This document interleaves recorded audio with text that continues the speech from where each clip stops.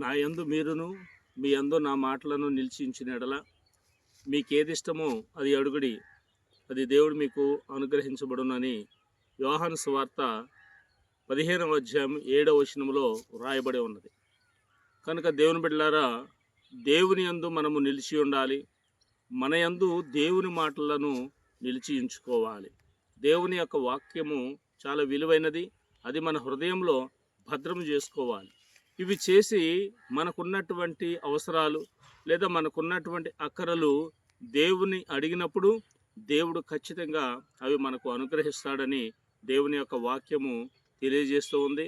కాబట్టి దేవుని మాటలను జాగ్రత్తగా భద్రపరుచుకుని దేవుని యందు విశ్వాసం కలిగి ఉండి దేవుడిచ్చేటువంటి దీవెనలు పొందుకోవాలని దేవుని సేవకునిగా నేను మీకు తెలియజేస్తూ ఉన్నాను. దేవుడు మిమ్మును దీవించి ఆశీర్వదించును గాక.